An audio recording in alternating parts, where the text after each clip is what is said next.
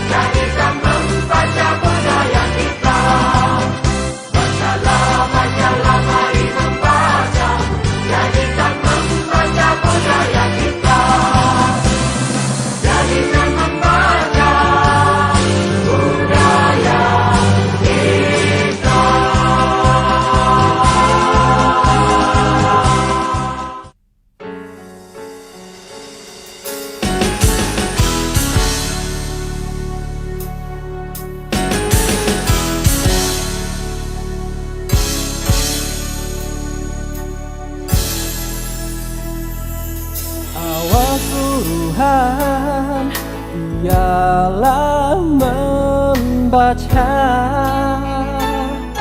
menuntut ilmu di seluruh budaya. Inilah teladan sepanjang masa, gayakan hidup dengan membaca. Apalah nama andai tanpa ilmu, apalah mahkota bermatanya palsu. tanpa membaca,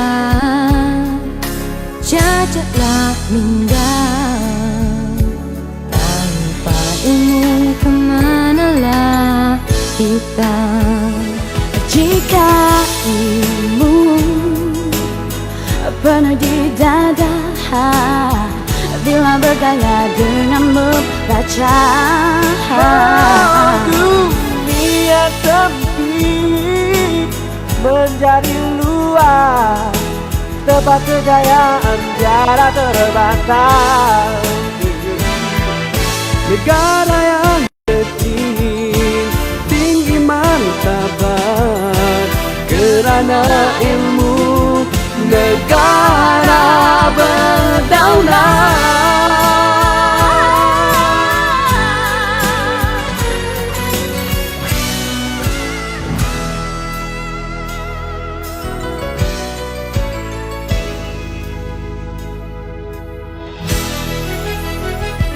Mari kawan, kita membaca.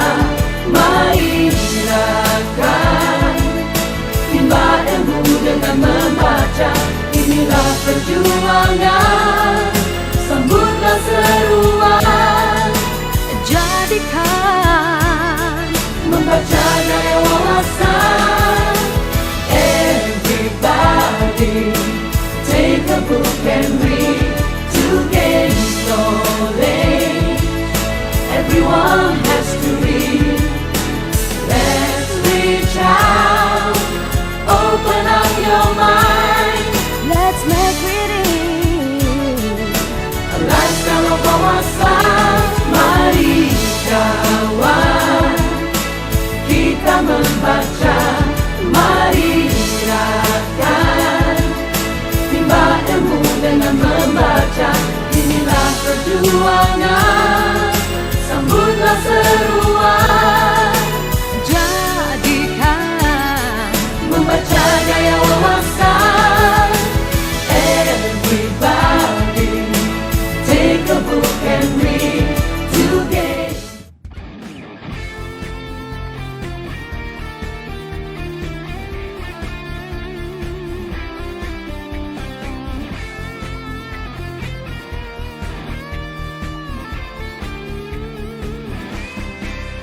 Bagai api obor memberi cahaya, perpustakaan kita menjadi kebanggaan semua.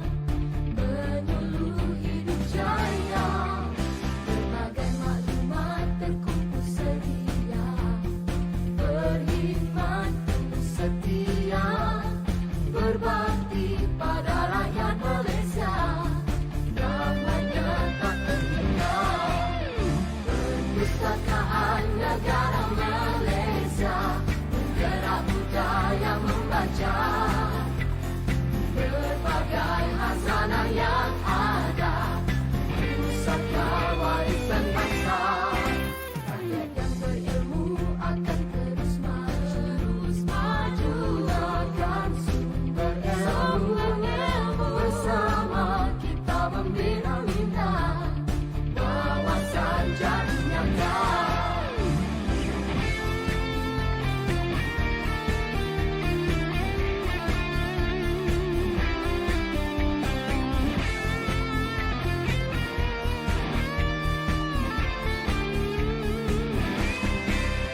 Bagai api obor memberi cahaya, perpustakaan kita menjadi kebanggaan semua. Penyuluh hidup jaya, berbagai maklumat terkumpul sedia. Berkhidmat setia, berbakti pada rakyat Malaysia. Namanya tak terhingga, perpustakaan negara Malaysia, penggerak budaya membaca.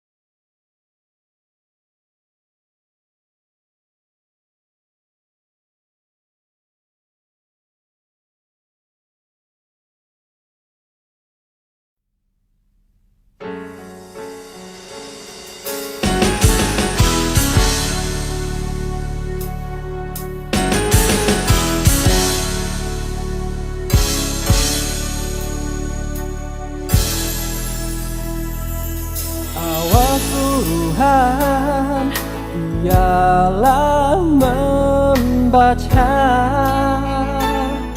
menuntut ilmu di seluruh budaya. Inilah teladan sepanjang masa, gayakan hidup dengan membaca. Apalah nama andai tanpa ilmu, apalah mahkota permatanya palsu. Tanpa membaca cacatlah mindang, tanpa ilmu kemanalah kita. Jika ilmu penuh di dada, bila bergaya dengan membaca. Dunia sempit menjadi luas, tempat kejayaan tiada terbatas. Negara yang kecil, tinggi martabat, kerana ilmu negara berdaulat.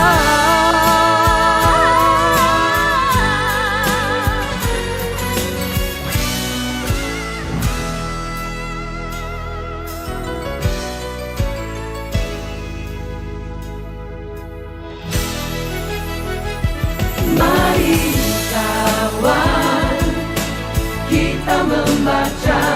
Mari gerakan, timba ilmu dengan membaca. Inilah perjuangan, sambutlah seruan. Jadikan Membaca gaya wawasan. Everybody take a book and read to gain knowledge. Everyone has to read. Let's reach out, open up your mind. let's make reading A lifestyle of wawasan. Mari kawan, kita membaca. Mari gerakan, timba ilmu dengan membaca. Inilah perjuangan, sambutlah seruan. jadikan Membaca gaya wawasan. Everybody take a book and read to gain knowledge. Everyone has to read.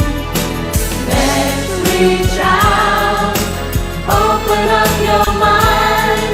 let's make reading A lifestyle of wawasan. Mari kawan, kita membaca. Mari gerakan, timba ilmu dengan membaca. Inilah perjuangan, sambutlah seruan. jadikan Membaca gaya wawasan. Pandai-pandai, alang Take a book buku-buku. and read. Bacalah pandai-pandai, buku-buku berbagai ilmu. Everyone has to read. Santan lemak manis, santan pelang pemuda. Open up Jangan your anak mind. menangis, kalau anak suruh membaca. A lifestyle of wawasan. Mari kawan, kita membaca. Mari gerakan, timba ilmu dengan membaca. Inilah perjuangan, sambutlah seruan. jadikan Membaca gaya wawasan. Everybody take a book and read to gain knowledge. Everyone has to read. Let's reach out,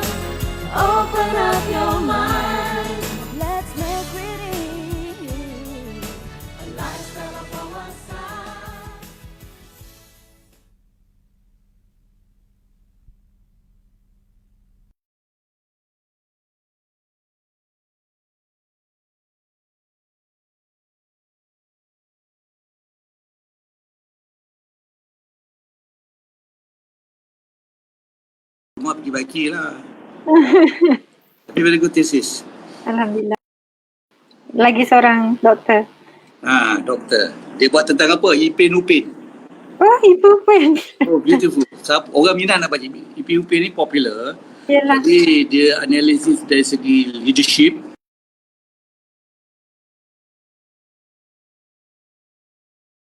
Selama ni dah saya bincangkan watak Ipin. Sebenarnya kita kata kepimpinan leskopik itu sangat penting. Orang tahu boleh dengan ada teamwork yang baik tu menyebabkan dia berjaya di peringkat antarabangsa. Inilah satu fiz naskah warisan peradaban Melayu yang sangat tinggi nilainya. Ini kita tekanlah semi bidang Jadi kalau kau tahu you nak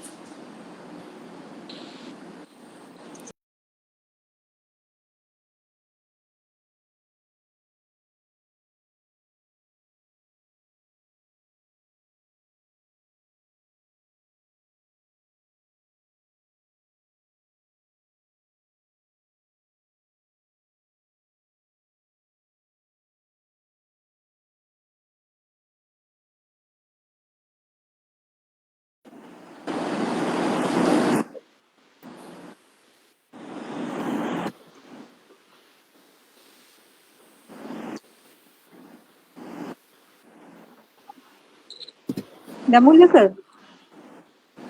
Belum. Kenapa kata salah stop?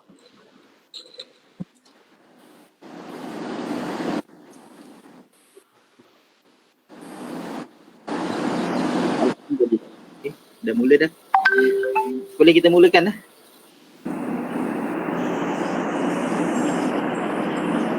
Bismillahirrahmanirrahim. Assalamualaikum warahmatullahi taala wabarakatuh.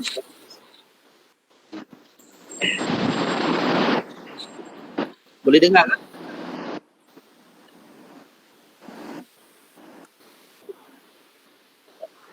Boleh dengar?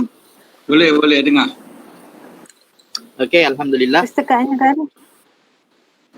Wassalatu wassalamu ala asyrafil anbiya'i wal mursalin sayyidina Muhammad wa ala alihi wa sahbihi ajma'in. Alhamdulillahilladzi arsala rasulahu bil huda haq liyuzhirahu 'ala dini kulli walau karihal kafirun walau karihal munafiqun walau karihal musyrikun.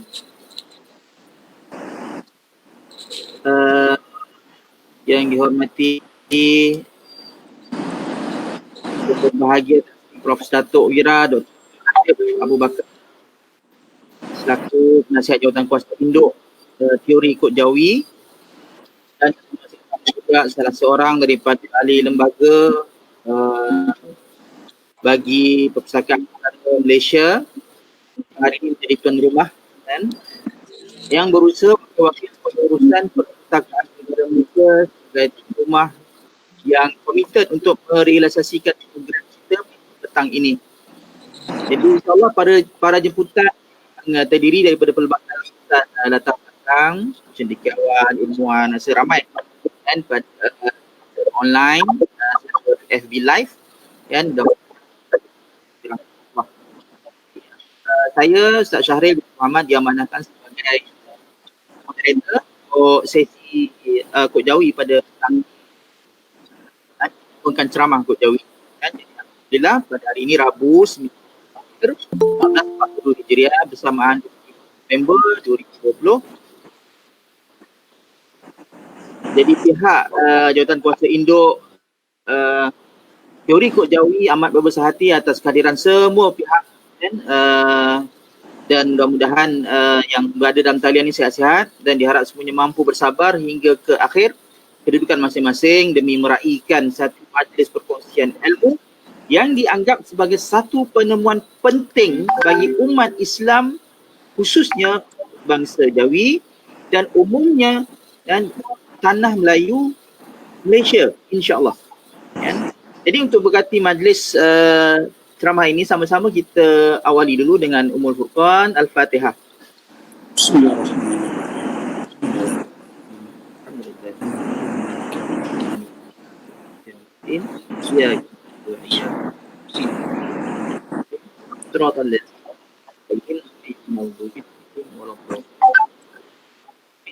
Jadi kita ada masa sejam sahaja dan saya jemput yang berbahagia untuk Dr. Pengatir, maka selaku penasihat Jawatankuasa ini dan untuk menyampaikan alur-alurnya dan sebagai kesempatan bagi kita semua. Dan hormatnya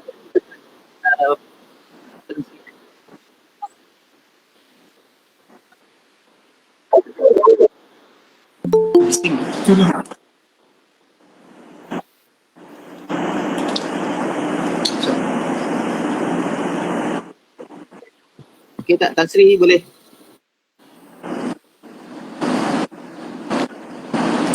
Assalamualaikum warahmatullahi wabarakatuh. Wah, Syukur kita kepada Allah Subhanahu Wa Taala dengan nikmat umumnya kita dapat bertemu untuk membincangkan tentang teori Kod Jawi dan saya tambah kebangsaan. Teori Kod Jawi kebangsaan. Jadi saya dibaca sebagai penasihat sesuai dengan jiwa perjuangan saya mewarisi peradaban Melayu di semua peringkat. Jadi inilah sebagai teras kita untuk memperkasakan warisan peradaban Melayu. Terasnya ialah bahasa Melayu berdasarkan pada tulisan Jawi dan Jawi itu daripada yang digunakan dalam Quran. Jadi tak ada garis panduan yang berkaitan dengan teori Kod Jawi ini. Jadi saya rasa huruf Jawi ini dikaitkan langsung dengan susunan Al-Quran adalah satu tanda yang baik yang pertama kita lakukan. Jadi terima kasih kepada Perpustakaan Negara, Dewan Bahasa dan Pustaka dan saya dah hubung Datuk Syarudin daripada Jakim untuk bersama-sama. Mereka semua gembira melihat kita main ini dan terus kita berjuang. Terima kasih kepada pengajar utama Institut Tahfiz Al-Quran, Al-Mutakin dan juga the teams, the profesor-profesor, pusat pengajian tinggi dan pakar-pakar dan bahasa turut bersama-sama memberi sokongan usaha kita yang mulia ini. Jadi dalam menjadi harapan saya, agensi kerajaan bersama kita, Dewan Bahasa, Perpustakaan Negara dan Hakim bersama-sama kita dari golongan intelektual, ilmuwan dan juga daripada pusat pengajian tinggi untuk mengusahakan satu warisan peradaban Melayu yang sangat tinggi nilainya dan dia akan menjadi panduan bukan saja kita di Malaysia tapi di seluruh dunia. Jadi terima kasih dan saya harap perbincangan ini akan didengar oleh pihak Hakim. Khususnya kita akan menjemput Hakim supaya ini ialah satu program teori Kod Jawi kebangsaan yang melibatkan semua ilmuwan yang berkaitan dengan bahasa Melayu, Kod Jawi dan juga dalam konteks ialah satu warisan peradaban Melayu dan Islam yang sangat tinggi nilainya. Sekian, terima kasih.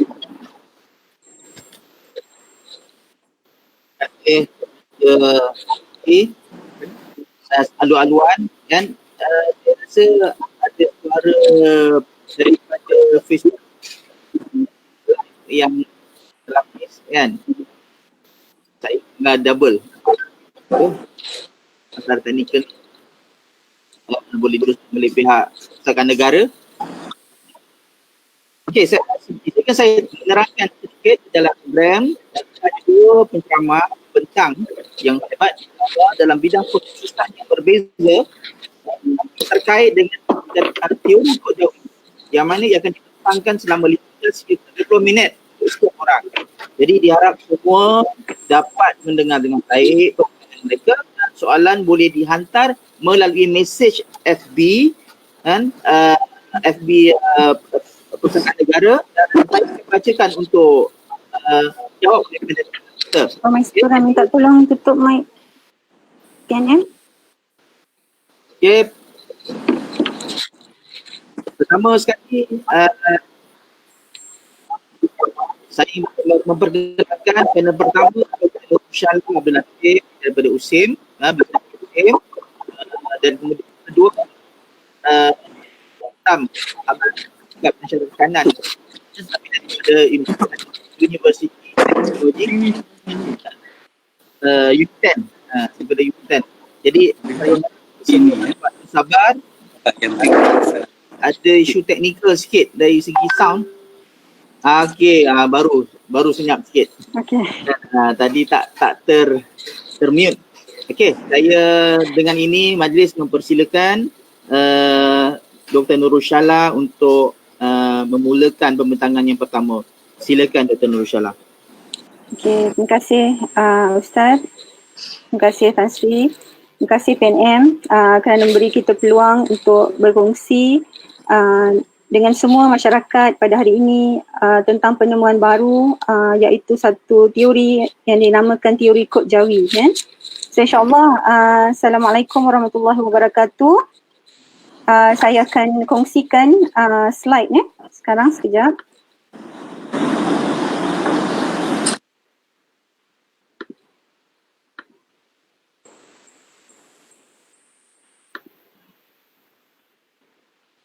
Hari ini hari pertama kita berkongsi dengan masyarakat tentang apa itu kod jawi. Mungkin ini adalah pertama kali masing-masing mendengar tentang kod jawi. So hari ini kita buka secara umum dulu tentang kod jawi. Walaupun banyak perincian lagi tentang kod jawi yang perlu kita jelaskan, tapi hari ini lebih kepada perkara umum. Okey. So pertama-tamanya, seawalnya sama-sama kita teliti. Sama-sama kita teliti apa keadaan bahasa Melayu sekarang. Bagaimana keadaan bahasa Melayu dan juga tulisan Jawi sekarang. Sebenarnya keadaan bahasa Melayu dan tulisan Jawi sekarang berada dalam keadaan yang agak tenat. Kenapa? Ia sudah susah ataupun tidak digunakan dengan secara menyeluruh. Tulisan Jawi satu ketika dulu sangat hebat. Kalau kita tengok sebab apa? Sama-sama kita teliti, adakah kerana bahasa ataupun adakah kerana tulisan? Dia telah pernah menjadi satu lingua franca. Kalau kita tengok banyak bukti-bukti dalam manuskrip, perjanjian-perjanjian lama dan sebagainya yang kita dapat lihat bukti bahawa satu ketika dulu tulisan Jawi dalam bahasa Melayu ini pernah begitu hebat. Kita nampak dia berlaku akibat ataupun daripada perkembangan ilmu yang berasaskan dari Al-Quran. Perekonomian semasa itu juga dilandaskan ataupun digunakan berasaskan Al-Quran. Dan banyak pengurusan sumber yang berjalan ketika itu adalah menggunakan asas ilmu Al-Quran. Dia jadi sangat relevan. Dan bila kita fikirkan, adakah kita hanya akan bangga dengan apa yang telah berlaku dalam sejarah? Atau kita nak mengambil sikap? Kita nak mengambil sikap supaya menjadikan bahasa Melayu itu relevan semula. Okey. So kita tengok sama-sama. Apa kaitan bahasa Melayu dan tulisan Jawi ni? Pada asalnya, bahasa Melayu ataupun tulisan Jawi ini terhasil adalah apabila Al-Quran Al-Quran ingin disampaikan ke bahagian Nusantara. Ilmu daripada Al-Quran, pelajaran daripada Al-Quran dibawa ke Nusantara, diterjemahkan dalam menggunakan tulisan Jawi supaya orang-orang di Nusantara boleh memahami apa yang ada dalam Al-Quran. Banyak pelajaran yang kita perolehi apabila bahasa yang kita baca itu adalah bahasa yang kita faham. Dan kita nampak Al-Quran dan tulisan Jawi ni sebenarnya tidak boleh dipisahkan. Jadi sama-sama kita lihat dalam surah Al-Isra 17 ayat 9. Bismillahirrahmanirrahim. Sesungguhnya Al-Quran ini memberi petunjuk kepada jalan yang lebih lurus dan memberi kabar gembira kepada orang-orang mukmin yang mengerjakan amal soleh bahawa bagi mereka ada pahala yang besar. So kalau kita tengok sumber ilmu di muka bumi Allah ini kebanyakannya berasal daripada Al-Quran. Jawi tercetus daripada ilmu bahasa. So, daripada setelah kita teliti dan setelah kita fikirkan sikap yang diambil itu apa untuk kita ketengahkan balik atau kita nak relevankan semula tulisan Jawi ni. Persoalan ini dikaji oleh Institut Tahfiz Al-Quran lil Muttaqin. Sikap yang anda ambil mula ditanya apa ada pada setiap nama. Dan apa kaitannya tulisan Jawi dengan susunan surah di dalam Al-Quran. Sebab dari awal tadi nampak ada perkaitan antara tulisan Jawi dan Al-Quran. Jadi di sini setelah 15 tahun pengkajian yang begitu lama,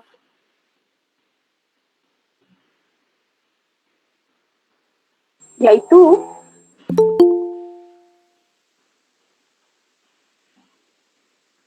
dengan susunan surah di dalam Al-Quran.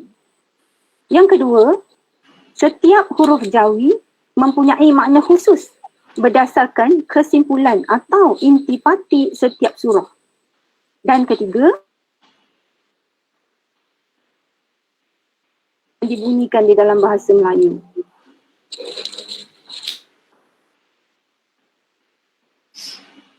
Untuk memudahkan masyarakat, untuk memudahkan kita semua memahami bagaimana nak menggunakannya. Ia adalah teori kod Jawi ini telah pun didaftarkan di Perbadanan Intelek Malaysia dan pada 2014. Jadi kita tengok dalam jadual ni, di sebelah kiri ini adalah surah. Nama surah pembukaan ataupun dalam Arabnya adalah Al-Fatihah, dan huruf utama ini ada alif. Dan kod Jawi ini adalah intipati daripada surah Al-Fatihah. So, diletakkan satu kod apa sebenarnya intipati surah, dan kod itu melambangkan intipati surah tersebut. Dan ini disusun terus daripada kolerasi, dinampakkan tadi adanya kolerasi di antara surah dan huruf. Letakkan susunan itu berterusan sehingga setiap satu itu adanya intipati kepada setiap surah.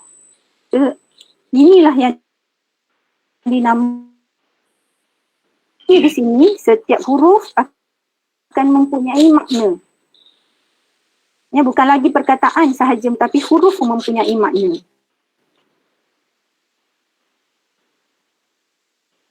Mana daripada di ilmu bahasa tercetus ilmu Jawi. Dan daripada Jawi mukut. So kita tengok apa saya buat perumpamaan Jawi ini boleh dianalogikan sebagai contoh sebatian kimia. Kalau metanol, dia ada C, ada karbonnya, ada hidrogennya, ada oksigen. Setiap satu daripada atom ini mempunyai dalam penamaan sebatiannya. So setiap satu ni ada maksud tersendiri dan ada ciri-ciri yang tersendiri pada atom ini. So sama juga dengan kod Jawi. Pada sebelah kanan ni adalah tulisan Jawi, Jim, Alif, Waw, Ya. So maksudnya di sini maksud dan Ya ini ada maksud. Inilah yang kod Jawi terhadap. Jadi saya kongsikan kat sini, kod Jawi mempunyai 6 kelebihan utama, iaitu nombor 1, dia memberi nilai tambah dalam perincian pemaknaan perkataan. Nombor 2, dia mengenal pasti ketepatan ejaan dan ciri-ciri. Nombor 3, mewujudkan satu kaedah piawai untuk membentuk kata dan istilah. Nombor 4, dia boleh mengenal pasti kesesuaian penggunaan istilah. 5, dia boleh membuka dimensi baru dalam bidang teknologi. Dan yang keenam, dia boleh memberi sebagai medium pengembangan ilmu. So kita tengok satu persatu. Macam mana dia boleh memberi nilai tambah kepada sistem pemaknaan di dalam bahasa Melayu. Ya? Sebagai contoh perkataan nama itu sendiri. Ya? Dalam tulisan Jawi, nun, alif, mim. Dalam definisi DBP ataupun PPRM DBP, maksud nama, kalau kita buat carian maksud nama ataupun penjelasan tentang perkataan nama, dia akan tulis panggilan atau sebutan bagi orang, barang, tempat dan lain-lain. Dalam pemaknaan semantik kod Jawi, ya, nun itu membawa maksud pembeda. Ya. Dia datang daripada surah 25. Apabila disusun, nun terletak pada surah yang ke-25. So di sini, dia membawa intipati pembeza. Ya. Alif itu aturan. Ya. Kalau kita tengok, dia terletak pada surah yang pertama, iaitu aturan. Kesimpulan kepada surah itu adalah aturan. Yang ketiga, mim. Mim terletak pada surah An-Nur. Ya. Pada surah yang ke-24. Yang membawa maksud pedoman. So di situ dapat kita lihat di sebalik nama sebenarnya ada maksud pembeza. Ini menjelaskan kenapa nama-nama kita berbeza antara satu dengan yang lain. Untuk membolehkan kita memanggil seseorang itu tepat pada namanya. Jika ada nama yang sama akan ada masalah untuk kita memanggil atau mengenal pasti orang itu. Dan adanya aturan. Dengan nama yang berbeza ataupun dengan setiap nama ini kita boleh membuat aturan-aturan yang tertentu. Ya, adanya aturan untuk membolehkan kita contoh mengatur susunan pelajar-pelajar dalam peperiksaan, susunan pelajar-pelajar boleh membuat kita boleh membuat aturan. Dan daripada nama itu juga adanya pedoman. Ya, dengan nama kita boleh tahu. Contoh kita kenal nama Zakbar, ya, seorang yang sangat hebat dari segi ilmu bahasanya. So dah ada pedoman-pedoman daripada nama-nama, ya, nama-nama tertentu itu kita boleh. So maksudnya di sebalik kod Jawi, di sebalik kod Jawi ini dia boleh menjelaskan dengan lebih terperinci apa yang ada pada perkataan nama. Ya, kita tengok contoh yang kedua. Contoh yang kedua, perkataan di dalam PPMDBP, ia adalah rumah ibadat orang Islam.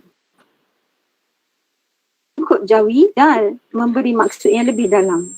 Mim tadi sama seperti di atas, bawa cahaya. Dia tetap piawai. Ya? Perkataan yang sama. Pedoman cahaya. Sin, ya? Jatuhnya pada surah Yusuf. Iaitu prinsip. Ya?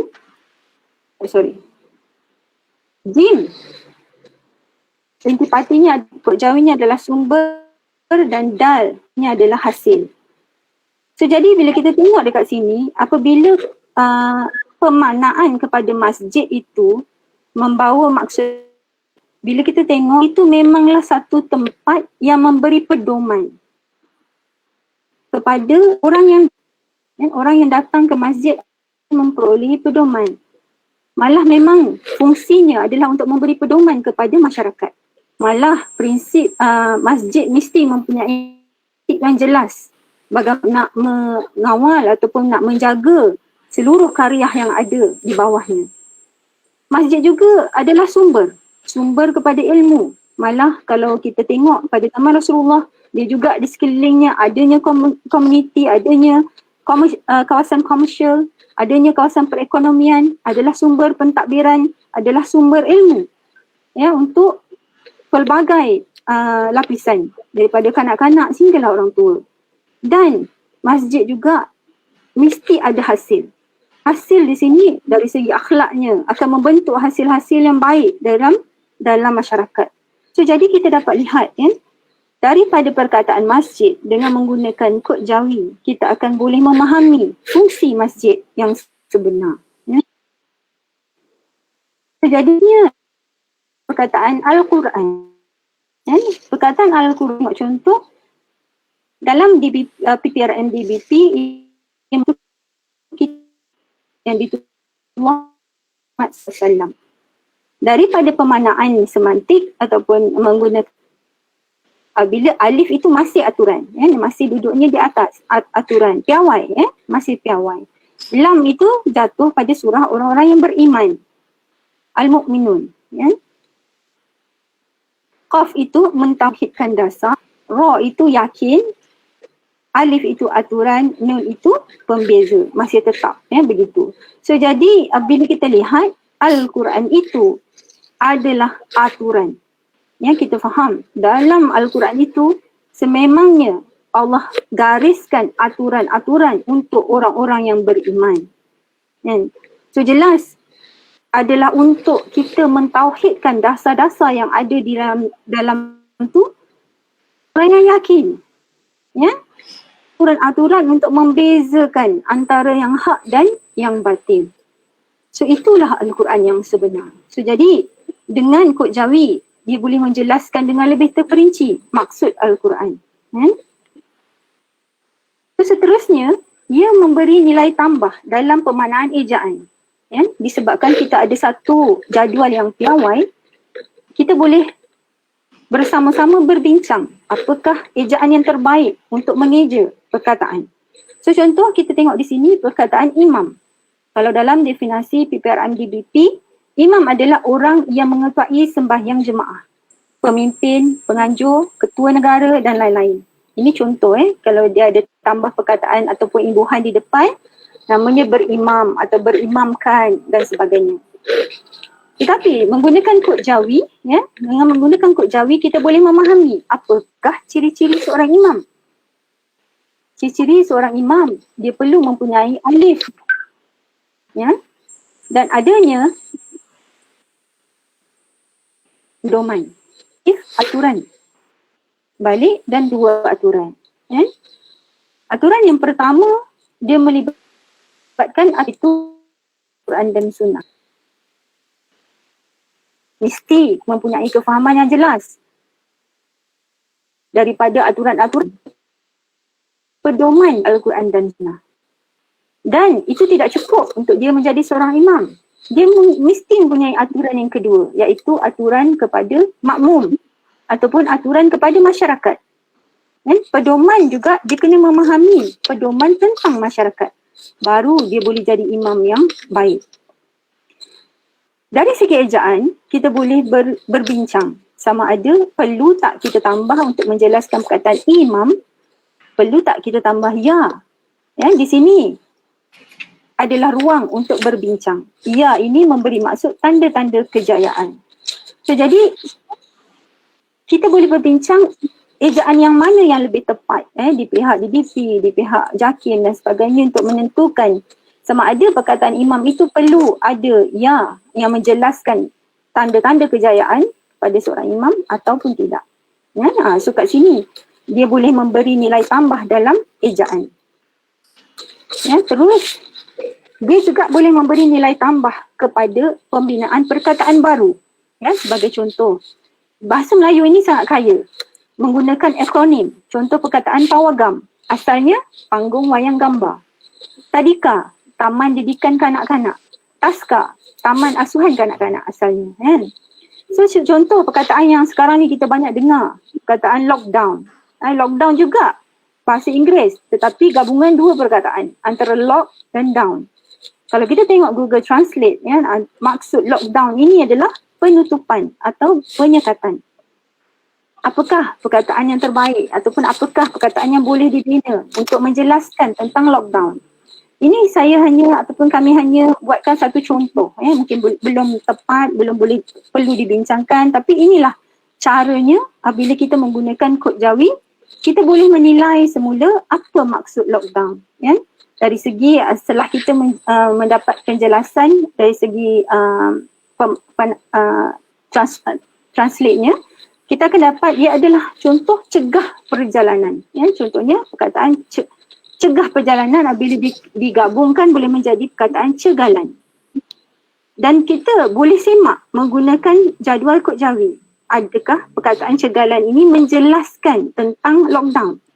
ya, menjelaskan betul-betul apa maksud lockdown. Contoh perkataan Cha. Cha membawa maksud hubungan dengan sumber. Ya, hubungan dengan sumber dengan adanya pengurusan kefahaman sumber tenaga. Ga itu adalah pengurusan kefahaman sumber tenaga. So, jadi untuk diatur, alif itu aturan, ya, sama. Lam tadi orang-orang yang beriman, nun pembeza. So, jadi perkataan tu maksud dia tak akan berubah. Tapi apabila digabungkan dia akan memberi maksud yang lebih dalam pada setiap perkataan. So di sini kita melihat ya, untuk kita membuat satu lockdown ataupun untuk kita membuat satu penyekatan perjalanan, mesti ada berlakunya hubungan dengan sumber. Ya, hubungan dengan sumber ni contoh, kita adanya hubungan dengan polis, adanya hubungan dengan pihak autoriti, mesti ada hubungan dengan sumber. Itu perkara yang pertama yang perlu ada. Kemudian, perkara yang kedua perlu ada adalah mesti ada pengurusan kefahaman sumber tenaga. Untuk memastikan lockdown ini dapat berjalan dengan baik, pengurusan kefahaman sumber tenaga ini perlu dijalankan dengan baik. Segala sumber tenaga yang ada, polis-polis yang ada itu macam mana kita susun, di tempat mana perlu diletakkan mereka supaya lockdown itu dapat berjalan dengan baik. Dan ada aturan-aturan yang diletak, seperti segala SOP yang digariskan. Dan ini berkaitan dengan orang-orang yang beriman. Orang-orang yang beriman ni adalah orang-orang yang yakin dengan SOP tadi. Yakin akan mengikutnya. Ya, kalau dia tak yakin, dia tak ikut, dan lockdown itu tidak akan berjaya. Dan ada pembeza. Dia boleh membezakan antara hak dan batil. Macam mana tindakan-tindakan orang yang berada dalam lockdown tu? Adakah dia mengikut dengan penuh ataupun tidak? So, setiap ciri-ciri ini sangat penting untuk memastikan lockdown itu berjalan dengan baik. Daripada Kod Jawi, dia boleh menjelaskan sama ada perkataan itu tepat atau tidak. So, jadi seterusnya, dia juga memberi pemaknaan kepada istilah yang dipinjamkan dari bahasa lain. Contoh perkataan quarantine. Quarantine adalah bahasa Inggeris. Kalau kita tengok definisi dia adalah pengasingan manusia, binatang atau tumbuh-tumbuhan dari luar negara yang dicaki menghadapi penyakit berjangkit. So, kalau kita tengok satu persatu, KAF itu maksudnya kefahaman pengurusan modal insan. Ya? Kalau daripada jadual tadi, wow itu datangnya daripada perkataan yang jelas. Ya? Yang jelas. KAF tadi adalah kefahaman pengurusan modal insan. So, kemudian adanya perkataan raw, yakin. Adanya perkataan nun, masih pembeza. Ta, sistem rangkaian. Ya, tanda-tanda kejayaan, nun, pembeda. So, jadi perkataan huruf masih membawa maksud yang sama. Tapi bila digabungkan untuk menjadi satu perkataan, dia akan memberi pemaknaan yang lebih terperinci. So, untuk mewujudkan satu kuarantin, perkara pertama yang perlu ada adalah kefahaman pengurusan modal insan. Ya, modal insan di sini boleh jadi modal insan manusia itu sendiri. Modal insan di sini juga boleh jadi contoh kalau binatang lah. Kan? Macam mana kefahaman nak menguruskannya? Kefahaman pengurusan modal insan yang jelas aturannya. Mesti jelas aturan, baru kita tahu macam mana nak kuarantin. Ya, berlandaskan keyakinan yang ada pembeda. Keyakinan yang ada pembeda akan hasil bila kita faham macam mana. Contoh, khas kalau dia adalah COVID-19, bagaimana cara kuarantinnya. Ada keyakinan yang perlu ada untuk kita wujudkan kuarantin. Dan melibatkan sistem rangkaian. Dia bukan seorang je yang in charge ataupun seorang je yang akan menjaga keseluruhan tu. Tetapi dia melibatkan satu sistem rangkaian nak membolehkan kuarantin itu berjaya. Ya? Dia mesti ada sistem rangkaian yang ada tanda-tanda kejayaan. Kalau sistem rangkaian tu tak ada tanda-tanda kejayaan, kuarantin itu takkan berjaya. Dengan adanya pembeda antara hak dan batil. Dia mesti jelas. Ya? Antara hak dan batil. Yang mana satu? So jadi ciri-ciri ini sangat penting untuk kuarantin itu wujud. Ini adalah contoh sistem pemaknaan yang kita boleh perjelaskan apabila perkataan itu dipinjam dan sudah pun diterima dalam bahasa Melayu. Ya, terus. Seterusnya adalah sistem pemaknaan istilah yang dipinjam dari bahasa lain. Contohnya Ini adalah bahasa Arab. Tadi bahasa Inggeris, ini bahasa Arab. Contoh ini perkataan akhlak yang sememangnya orang Melayu dah biasa pakai. Kan? So, jadi dalam definisi DBT, akhlak membawa maksud kelakuan atau tingkah laku yang baik, budi pekerti, moral, ya, tabiat. Dalam pemaknaan ataupun menggunakan kod Jawi, akhlak, sekali lagi kita tengok alif itu adalah aturan. Kha jatuh kepada pentadbiran. Ya. Kha adalah pentadbiran. Lam alif itu adalah cerita-cerita, surah 28. Ya. Dan Qaf itu mentauhidkan dasar. Ya. Dekat surah 21. Surah Nabi-Nabi. So jadi bila kita gabungkan keseluruhan ni, dia menjelaskan apa itu akhlak. Dalam untuk mewujudkan akhlak. Akhlak ini adalah sesuatu yang dicipta, bukan tiba-tiba ada. Kita nak membina akhlak anak kita, perlu diletakkan aturan-aturan yang tertentu dari kecil. Perlu ditakbir dari kecil. Perlu ada pentadbiran supaya akhlak ni terbina. Kalau kita biarkan saja, dia takkan terhasil akhlak yang baik tu. Adanya cerita-cerita. Cerita-cerita ini perlu kita kodkan lagi. Ca, ra, ya, ta'lif.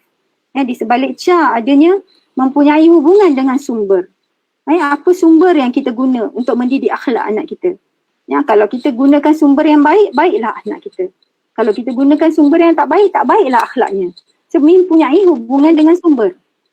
Keyakinan yang ada tanda-tanda kejayaan. So, jadi kita mendidik anak kita tu jangan ragu-ragu. Mesti ada keyakinan yang ada tanda-tanda kejayaan. Baru anak tu akan terdidik dengan jiwa yang betul.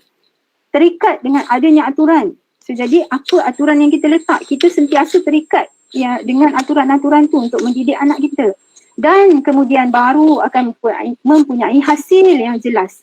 So, anak tu akan terhasil. Mempunyai hasil yang jelas aturan. So, akhirnya hasil yang kita dapat daripada anak tu jelas aturan-aturan yang dah diletakkan daripada awal untuk mentauhidkan dasar yang diberikan daripada awal. Itulah akhlak yang sebenar. Dia bukan hanya moral ataupun dia bukan hanya tabiat, tapi sangat dalam maksud akhlak itu sendiri. Dan dengan kod Jawi, dia boleh menjelaskan maksud akhlak yang sebenar. So jadi, kelebihan kod Jawi yang seterusnya adalah ia boleh membuka dimensi baru dalam perkembangan ilmu dan teknologi. Ini telah pun dihasilkan, terhasilnya produk keuangan bercirikan prosumer. Sekarang ni memang sedang dibincangkan perniagaan secara prosumer ini adalah perniagaan of the future. Dari menggunakan kod Jawi pada terjemahan surah Al-Baqarah, surah 2261. Apabila terjemahan kod Jawi digunakan untuk surah 2261, terhasilnya satu skim tabungan ibadah kurban dalam talian, iaitu yang dinamakan isti'adad. Isti'adad ini kalau ia adalah satu yang telah pun dilaksanakan pada 18 Jun 2010. Isti'adad telah diluluskan oleh Jabatan Kemajuan Islam Malaysia dengan arahan supaya isti'adad dibuka untuk semua umat Islam, bukan hanya kepada anggota koperasi sahaja. So ini adalah hasil untuk umat Islam daripada Al-Quran dengan menggunakan kod Jawi. So jadi telah pun terhasil berlaku satu perkembangan ilmu dan juga perkembangan teknologi dengan menggunakan kod Jawi itu sendiri. Ini perincian, insyaAllah jika ada ke lapangan kita akan kongsi bagaimanakah perincian untuk mencapai satu sistem yang baru ini. So jadi sama-sama kita lihat benarlah kata-kata Allah dengan menggunakan kod Jawi ini kita dapat lihat Bismillahirrahmanirrahim apa yang Allah terangkan dalam surah Al-Kahfi. Katakanlah, sekiranya lautan menjadi tinta untuk menulis kalimat-kalimat Tuhanku, sungguh habislah lautan itu sebelum habis ditulis kalimat-kalimat Tuhanku, meskipun kami datangkan tambahan sebanyak itu pula. So dengan kod Jawi, kita nampak kita akan boleh terus berlapis-lapis perincian yang kita boleh perolehi daripada koding setiap perkataan. Dan ini akan membuka ruang kepada penerokaan ilmu-ilmu baru. So jadi kalau kita lihat perkembangan evolusi sistem Jawi ini adalah perkara yang lazim. Daripada fasa yang pertama, Jawi menggunakan ejaan Arab dengan tanda baris sepenuhnya. Pada fasa yang kedua, tanda baris dihapuskan dan disebut sebagai tulisan Arab gundu. Pada fasa yang ketiga, penambahan huruf saksi, alif, waw, ya pada suku kata yang pertama. Fasa yang keempat, huruf saksi pada suku kata yang kedua digunakan. Dan fasa yang kelima, jawi ini disempurnakan dengan 6 huruf tambahan, va, ca, rin, ga, fa dan nya. Dan kita nampak satu penemuan baru ini iaitu kod jawi boleh menjadi fasa yang ke-6 untuk perkembangan ataupun evolusi sistem jawi ini. Sebagai kesimpulan, sebenarnya kod jawi ini berpotensi untuk melonjakkan tulisan jawi dan bahasa Melayu menjadi relevan semula. Dan tulisan jawi ini boleh dibudayakan semula dalam kehidupan seharian. Itu juga membuka ruang kepada tulisan jawi untuk terus, kerana setiap perkataan, setiap huruf itu ada maksud dan mengatasi kelamahan yang menjadi faktor kejatuhan tulisan jawi satu ketika dulu. Dan akhirnya teori kod jawi membolehkan bangsa kita berdiri sendiri tanpa kebergantungan kepada bahasa bangsa lain dan mampu memartabatkan semula bangsa Melayu dan mengembalikan jati diri bangsa Melayu, insya-Allah. Jadi itu saja daripada saya. Sekian, terima kasih. Saya serahkan balik kepada Ustaz. Baik, terima kasih Dr. Nurul Shala. Saya terus jemput Channel Azam Abdul Rahman, pensyarah kanan daripada Unit 10 untuk meneruskan. Jeda, kita ada lebih kurang setengah jam lagi ni. Kurang setengah jam. Okey, silakan.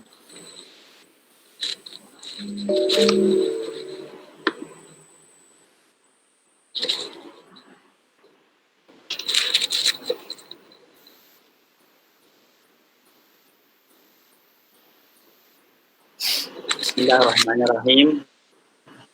Assalamualaikum warahmatullahi taala wabarakatuh. Terima kasih sahabat saya Ustaz Syahril yang mempengerusikan program kita petang ini. Yang bahagia Tan Sri Abdul Latif selaku penasihat Jawatankuasa Penyelidik Kod Jawi yang kita bentangkan hasilnya pada hari ini. Okey, seperti mana yang dijelaskan oleh sahabat saya Dr. Nurul Shala tadi, Jawi ini ialah kajian yang dah memakan masa yang lama. Okey, hari ini adalah hari pertama kami kemukakan, okey, kami kongsikan bersama orang awam, okey, tentang keistimewaan kod Jawi. Okey, tajuk yang saya nak kongsikan petang ini ialah kod Jawi dan bahasa Melayu. Okey, iaitu saya ambil title Keajaiban Tulisan Jawi. Okey, saya guna term ataupun saya guna perkataan keajaiban. Okey, keajaiban. Kenapa keajaiban? Okay. Satu perkataan yang kalau kita maknakannya macam pelik, ajaib. Okay, sesuatu yang mungkin juga kita boleh kata perkataan bombastik, macam melebih-lebih. Okey, tapi inilah yang saya nak kongsikan bersama para penonton dan juga pendengar melalui Facebook ini. Okey, norma baru kan, kita bersiaran, kita berkongsi dalam media baru, okey, menggunakan Facebook Live. Okey, jadi kami sebagai penyelidik yang telah pun melihat kod Jawi ini ada potensi, okay, untuk dikongsi dengan masyarakat, okay, untuk sama-sama kita jelaskan dan sama-sama kita ambil manfaat daripada apa yang kita usahakan ni. Okey, sebelum saya jelaskan tentang keajaiban kod Jawi ini, okey, suka saya untuk menguraikan sedikitlah tentang definisi bahasa. Okey, bahasa yang kita guna sebagai alat, okay, sebagai alat untuk kita berkomunikasi, untuk kita berhubung dengan satu sama lain ini, okay, dari segi definisinya, dia adalah susunan bunyi yang bermakna. Okay, bunyi yang ada makna, apa sahaja bunyi, okay, yang ada makna.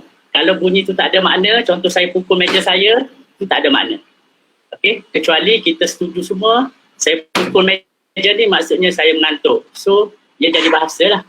Okey, definisi bahasa ini, okey, susunan bunyi bermakna yang bermula dengan kesenyapan dan akan berakhir dengan kesenyapan. Okey, maksudnya kita guna alat bahasa ini, okey, dengan susunan bunyi yang ada makna, daripada tak ada apa-apa, daripada kesenyapan kepada satu bunyi yang ada makna, kemudian dia akan berakhir dengan kesenyapan. Okay, pengakhiran kesenyapan ini, kalau kita buat dalam bentuk tulisan, kita tandainya dengan simbol noktah. Kalau kita nak berhenti sekejap, kita tanda dengan koma. Kalau kita nak berhenti terkejut, dengan tanda seruan, kita letak kat situ. Okay, macam-macam simbol dalam sistem tulisan kita. Kalau dalam lisan, bahasa lisan, kita ada dengan intonasi, dengan nada. Daripada bermulanya kita bercakap sampai kita berhenti. Itu bahasa. Okay? Dan fungsi bahasa ni kita tahu, kita selalu guna untuk macam-macam tujuan. Okay? Untuk menyampaikan maklumat, maklumat baru, maklumat lama. Maklumat baru, kita tanya benda yang orang tak tahu. Okay? Kalau maklumat lama, kita jumpa kawan kita tanya, apa khabar? Hai, apa khabar? Kita dah tahu dia sihat kan? Itu maklumat lama. Tapi kita guna juga bahasa untuk berkomunikasi. Jadi kita lihat, dalam bahasa Melayu, dalam bahasa Melayu hari ini kita ada dua sistem tulisan. Kita ada sistem tulisan yang menggunakan huruf-huruf Roman, huruf Rumi yang menggunakan alfabet A to Z. Kita ada A sampai Z, dan kita juga ada bahasa Melayu yang menggunakan huruf Jawi.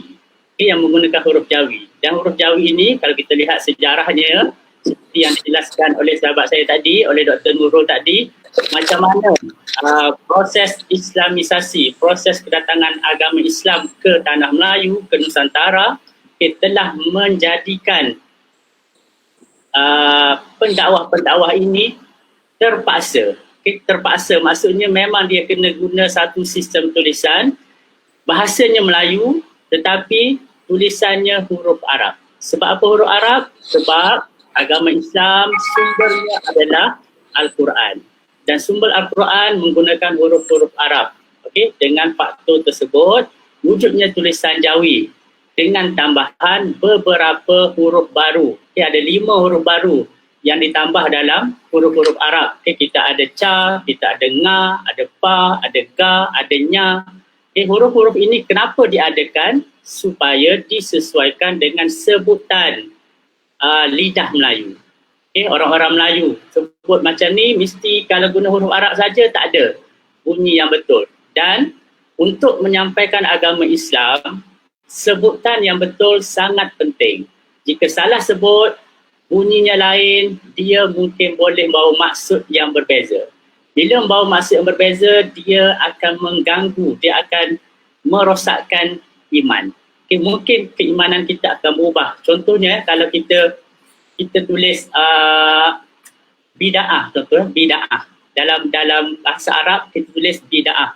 Kalau kita tulis huruf Rumi, B-I-D-A-H. Kemudian kita letak tanda ke atas, bida'ah. Okay, ataupun kita sebut bidah. Bidah ni nama orang perempuan kalau dalam masyarakat Melayu. Okay, jadi dengan kekangan-kekangan ini, tulisan Jawi diwujudkan. Tulisan Jawi dicipta oleh masyarakat pada masa tersebut untuk menyampaikan agama Islam dengan baik. Okey, jadi hari ini saya nak berkongsi dengan sahabat-sahabat semua macam mana huruf Jawi, huruf Rumi yang kita guna sekarang ditulis dengan susunan perkataan-perkataan tadi dan memberi makna, dia ada makna bila dia jadi perkataan. Okey, contohnya perkataan kereta. Kereta ada 3 suku kata, ke, re dan te. Okey, kalau ke ini tak bergabung dengan re dan tak bergabung dengan te, dia tak ada makna. Ke tak ada makna, re tak ada makna, te tak ada makna. Tetapi bila kita gabungkan, dia akan jadi bunyi 3 bunyi ni, bunyi ke, bunyi re, bunyi te ni, kita gabungkan dia jadi kereta. Dan secara arbitrarinya, secara sepakat semua orang setuju kalau sebut kereta, kita akan maksudkan kepada sejenis kenderaan. Okey? Maksudnya, dalam tulisan Rumi, sistem permaknaan bahasa Melayu diwujudkan ataupun dia akan bermakna hanya bila perkataan itu lengkap. Okey, daripada fonem kepada morfem dan perkataan. daripada fonem, bunyi-bunyi tadi disusun jadi perkataan, kemudian baru dia ada maksud. Dan inilah yang saya masukkan keajaiban yang saya nak kongsikan ini, bila kita menggunakan susunan huruf Jawi dengan pemaknaan kod Jawi. Okay, setiap huruf tersebut mempunyai makna tertentu. Tadi Dr. Syala dah tunjuk dia punya sifir. Setiap huruf alif, ba, ta, sa sampailah ya tu ada makna-makna tertentu berasaskan susunan surah-surah dalam Al-Quran. Okay. Macam mana susunan itu, macam mana permaknaan itu diberi, itu akan dijelaskan oleh pakar dalam Al-Quran lah. Kita ada pakar, kita ada ustaz daripada pakar daripada USIM yang menjelaskan macam mana permaknaan itu ditetapkan. Kita ada pakar daripada Istaklim, Imhat Tahfiz Taklim yang membuat kajian yang panjang macam mana sistem tersebut boleh dimaknakan begitu. Okey. Cuma yang hari ini saya nak kongsikan sistem yang dah ada, macam mana kod Jawi yang ada yang menentukan maksud-maksud setiap huruf-huruf Jawi itu disusun menjadi satu makna yang jelas, yang lebih tepat. Okey. Dia bukan saja setiap huruf tu ada makna, tetapi bila kita gabungkan huruf-huruf tersebut dengan huruf-huruf lain, dia membentuk perkataan, dia akan menjelaskan tentang perkataan tersebut. Inilah yang saya sebut, saya titlekan dekat sini sebagai keajaiban. Okay, bagi saya, sesuatu yang pelik lah, sebab kita letak satu perkataan yang permaknaannya kita bukan boleh tahu maksud dengan susunan perkataan tersebut, tetapi kita boleh tahu maksud dengan huruf-hurufnya. Gabung huruf-huruf tersebut, kita dah faham. Okey, contoh contoh perkataan bahasa Melayu dengan kod Jawi. Contoh saya ambil kat sini pagi. Okey, pa alif ga ya, pagi. Okey, berdasarkan sifir yang dah dikemukakan tadi. Okey, pa ni maksud dia kaedah pengurusan mentauhidkan hasil. Okey, alif maksudnya aturan. Ga maksudnya kefahaman pengurusan sumber tenaga, dan ya tanda-tanda kejayaan. Okey, jadi bila kita lihat perkataan pagi, pa alif gaya ini, okey, kita boleh masukkan suatu kaedah pengurusan mengikut aturan kefahaman pengurusan sumber tenaga yang baik bagi mencapai tanda kejayaan. Maksudnya pagi ini satu keadaan, satu suasana yang mana bermulanya hari kita, yang kita menentukan kaedah-kaedah tertentu untuk menguruskan apa harapan kita pada hari tersebut berasaskan aturan-aturan dan juga kefahaman pengurusan sumber tenaga. Maksudnya sumber kita, diri kita, apa persediaan kita untuk mencapai kejayaan yang kita harapkan. Tanda-tanda nak mencapai kejayaan itu adalah pada waktu pagi itulah. Kita lihat macam mana perkataan pa alif gaya ini memberi maksud yang jelas macam mana suasana pagi itu. Bukan saja kita jelaskan suasana, tapi kita jelaskan juga apa kita punya kondisi hari itu. Apa kita punya harapan terhadap keseluruhan hari kita yang bermula dengan pagi. Okey, kalau kita lihat maksud yang dijelaskan dalam Kamus Dewan, okey, DBP, waktu selepas matahari terbit. Okey, pagi ini didefinisikan sebagai waktu selepas matahari terbit. Okey, dan kita boleh tambah dekat sini dengan nilai-nilai permaknaan yang lebih jelas dan lebih tersusun. Okey, kita tengok pula perkataan selamat. Okay. Kita biasa guna pagi, kita gabungkan dengan selamat. Selamat pagi. Okay, kita biasa ucap, kita biasa guna. Jumpa kawan tiap pagi, kita akan sebut selamat pagi. Dan selamat pagi itu adalah doa. Okay, kalau dalam Islam, kita bagi salam. Assalamualaikum itu adalah doa. Okey. Dan kita ucapkan selamat. Okey, selamat. Kita tengok menggunakan kod Jawi. Okey, selamat sin lam alif mim ta. Okey, selamat. Sin maksud dia prinsip, lam alif cerita-cerita, mim cahaya pedoman, ta sistem rangkaian ataupun ikatan. Okey, sesuatu pedoman, sesuatu yang punya prinsip yang akan membentuk cerita yang boleh dijadikan cahaya ataupun pedoman dalam sesuatu sistem kehidupan. Maksudnya bila kita gabungkan ucapan selamat pagi, okay, maksudnya kita dah pun mempunyai satu prinsip yang akan membentuk cerita-cerita yang akan kita sesuaikan dengan pedoman yang kita ada. Pedoman tu maksudnya kita punya pemikiran, kita punya arah iman kita, dengan sistem kehidupan masyarakat seharian kita. Kita gabungkan dengan pagi tadi, pagi yang menunjukkan kita punya aturan, kefahaman dan harapan kita tadi. Dan kalau kita lihat dalam Kamus Dewan edisi keempat, selamat ini adalah ucapan atau doa yang berisi harapan supaya tidak terjadi apa-apa yang buruk atau supaya sejahtera. Maksudnya, maksud yang dijelaskan oleh Kamus Dewan kita boleh serasikan dengan maksud yang kita dapat melalui penggunaan kod Jawi. Bukan kata kod Jawi ini bukan nak overlap, bukan nak menafikan maksud yang telah ditetapkan dalam kamus. Kita nak memberi nilai tambah. Macam mana nilai tambah itu dapat menjelaskan dengan lebih detail tentang maksud satu-satu perkataan itu. Dia akan datang sekali. Bukan kata kalau guna kod Jawi, Kamus Dewan ni salah. Tak. Kamus Dewan betul, kod Jawi memberi tambahan maksud.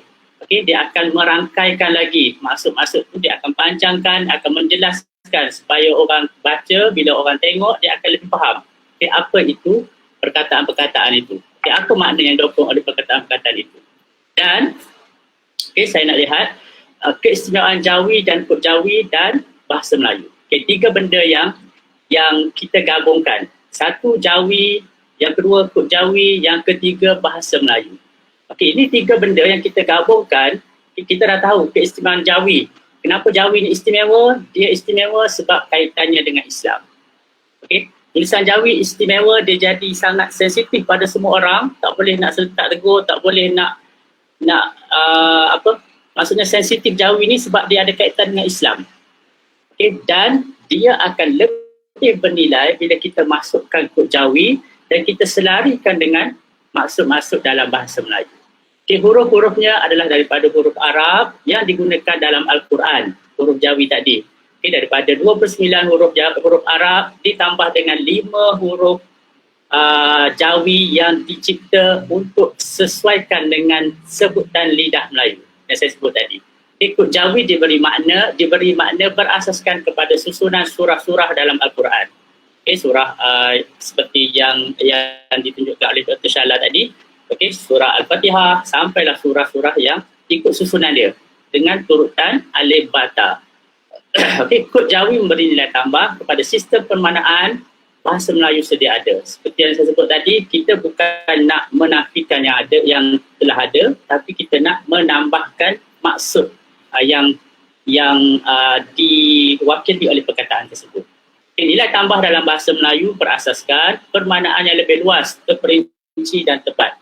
Kerana bersumber ke Al-Quran berdasarkan kaedah tertentu oleh pakar Al-Quran. Kita ada pakar kita daripada USIM dan juga daripada Mahat Tafiz Istaklim. Contoh tadilah kita dah buat pagi dan selamat pagi tu. Kaitkan makna yang lebih jelas berdasarkan Al-Quran. Kalau perkataan tadi, perkataan pagi dan selamat pagi tadi, kalau kita lihat dalam konteks Islam, kalau kita lihat dalam konteks agama Islam, pagi ini adalah satu keadaan, satu masa yang sangat istimewa. Dalam Islam sangat istimewa. Kalau kita pernah terbaca hadis Nabi ada, contohnya yang macam mana Nabi Muhammad SAW pulang dari masjid, kemudian dia dapati puterinya Siti Fatimah masih lagi tidur dan dia kejutkan Siti Fatimah. Digerakkan Siti Fatimah dan baginda bersabda, dia kata, bangunlah anakku, saksikanlah rezeki Tuhanmu dan janganlah kamu termasuk dalam orang-orang yang lalai, kerana Allah Subhanahu Wa Taala membahagikan rezeki kepada hamba-Nya antara terbit fajar pada waktu pagi dengan terbit matahari. Yang hadis yang diriwayatkan oleh Ahmad dan Baihaqi. Dan kita juga boleh lihat dalam surah Al-Kahfi, ayat yang ke-28 contohnya, dan bersabarlah kamu bersama-sama orang yang menyeru Tuhannya pada pagi dan senja. Pada pagi dan senja, hari dengan mengharapkan keredaannya, dan janganlah kedua matamu berpaling daripada mereka kerana mengharapkan perhiasan dunia ini, dan janganlah kamu mengikuti orang-orang yang hatinya telah kami lalaikan daripada mengingati kami serta menuruti hawa nafsunya, dan adalah keadaan itu melewati batas. Maksudnya macam mana pagi itu diberi gambaran satu keadaan yang menentukan kita punya perancangan keseluruhan hari itu. Okay, kalau kita gagal untuk uruskan pada waktu pagi, maksudnya kita gagal untuk menguruskan sepenuh hari tersebut. Okey, kod Jawi dan bahasa Melayu.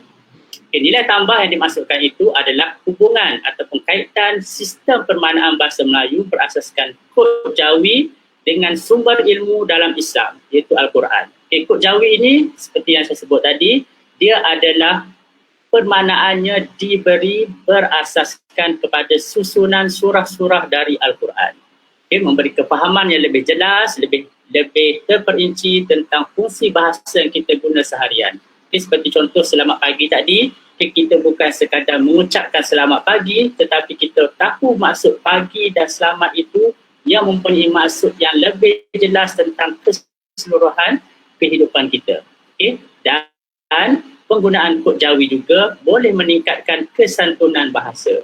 Okay, bila kita tahu makna dengan lebih jelas, dengan lebih terperinci, kita mampu untuk memilih perkataan-perkataan yang tepat bila kita berkomunikasi. Okay, bila kita nak bercakap dengan orang, kita tahu kalau orang yang usianya macam ni, status sosialnya macam ni, dengan orang yang macam ni, kita tahu pemilihan perkataan yang sesuai. Kita tahu penggunaan kata panggilan, okay, yang sesuai untuk orang-orang tertentu.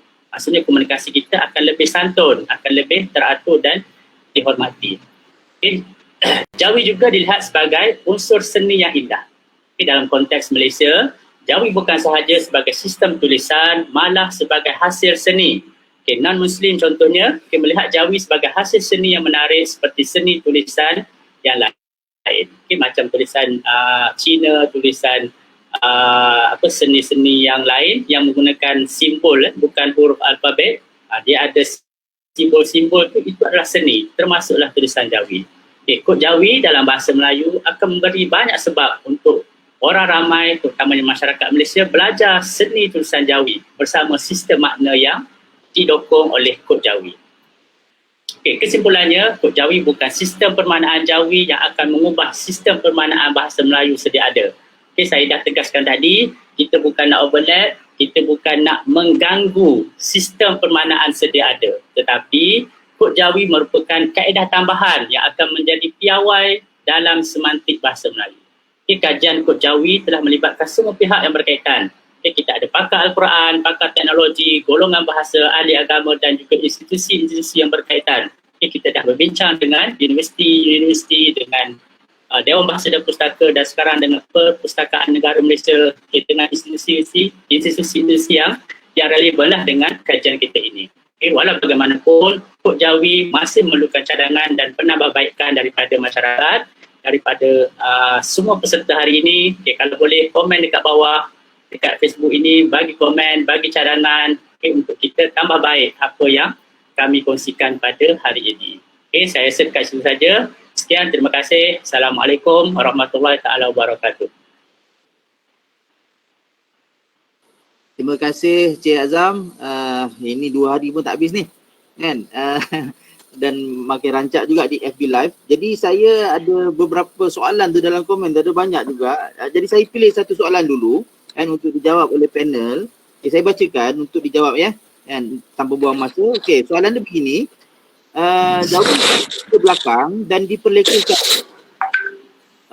Bagaimana kod Jawi boleh memartabatkan semula tulisan Jawi yang semakin ke belakang ni, kan, semakin diperlekehkan? Silakan, siapa boleh jawab?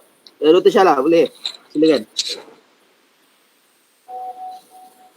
Boleh ya. Okey, terima kasih Ustaz, kan. Baik. So pada hadirin hadirat yang dihormati sekalian, itu adalah satu kenyataan yang benar, kan. Tulisan Jawi makin terkebelakang, makin tidak relevan, kalau kita boleh lihat, kan, keadaan yang berlaku sekarang. Jadi bagaimana kita nak memartabatkan semula tulisan Jawi? Itulah kod Jawi, kan.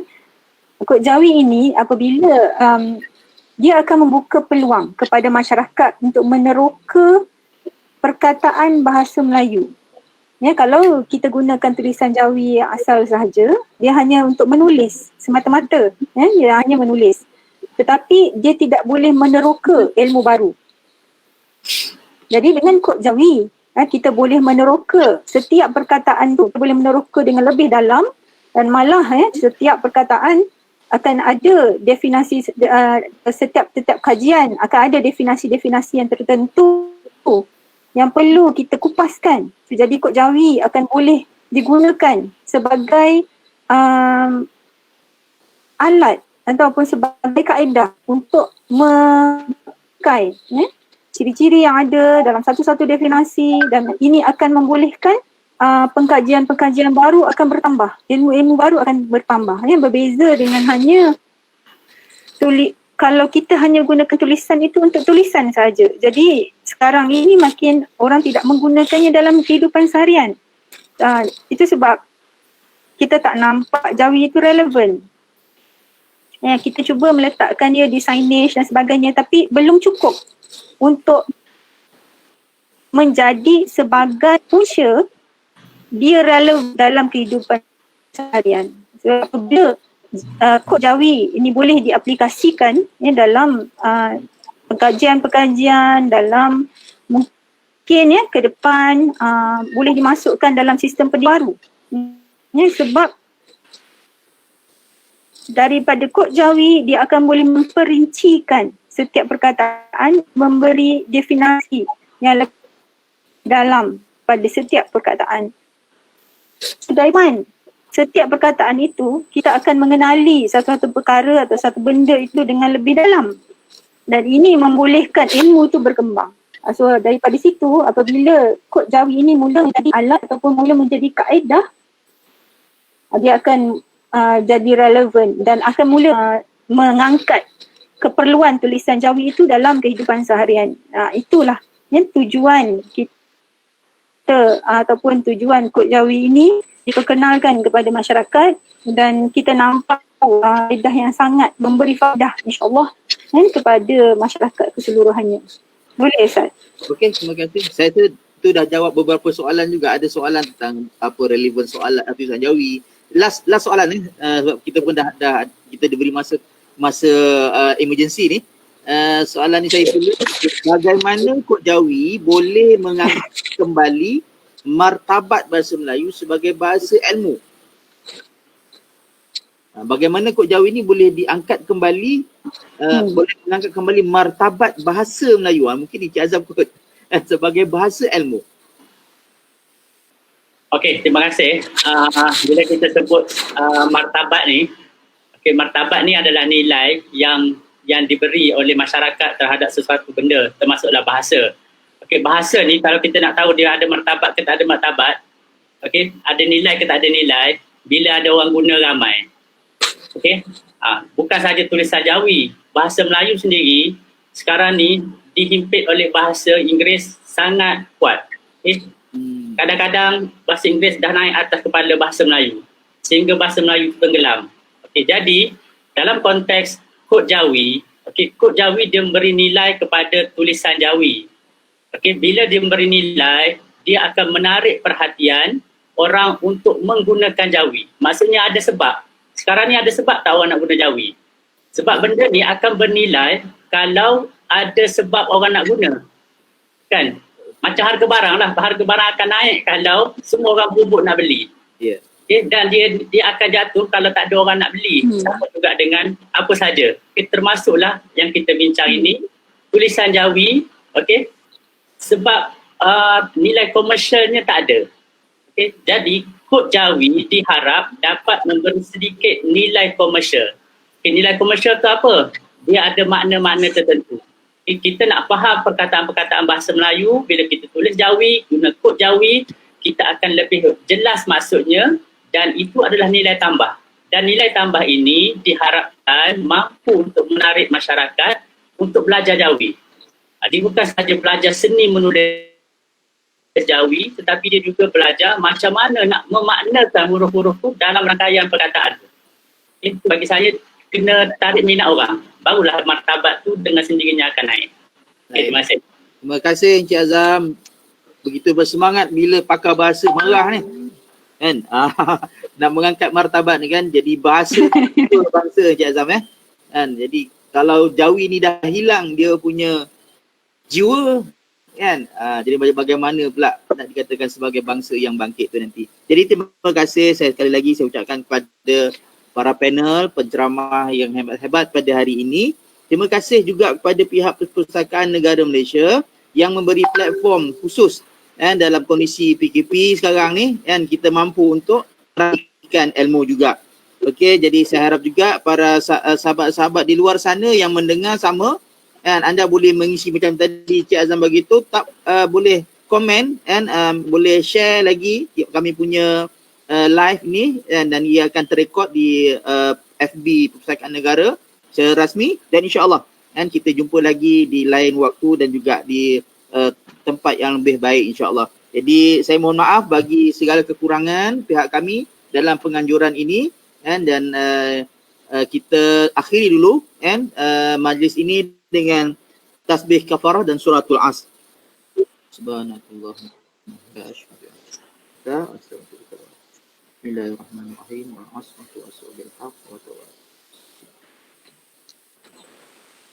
Ada soalan-soalan lain yang tak mampu dijawab lagi kan, tapi insya-Allah kita cuba kita cuba hubungi balik mereka yang dalam Facebook tadi tu insya-Allah. Okey, Assalamualaikum warahmatullahi wabarakatuh. Waalaikumsalam.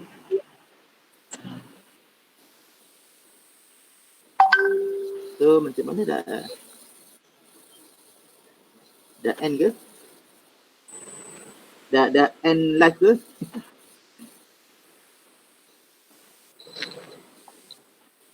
Sekejap.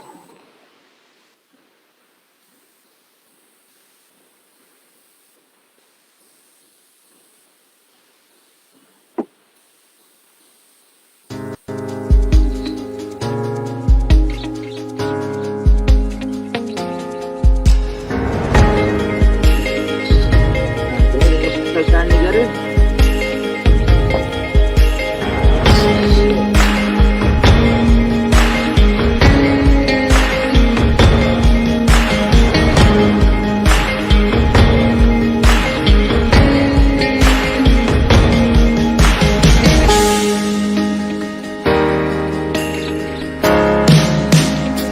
Sekejap.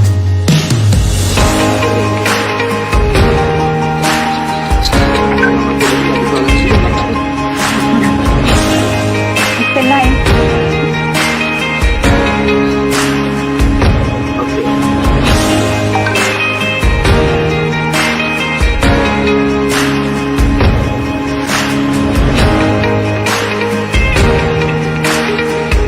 Okey, dah end. Kita Facebook live.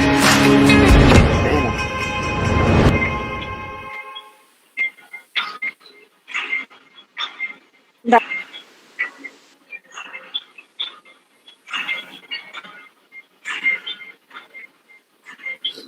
Dah boleh.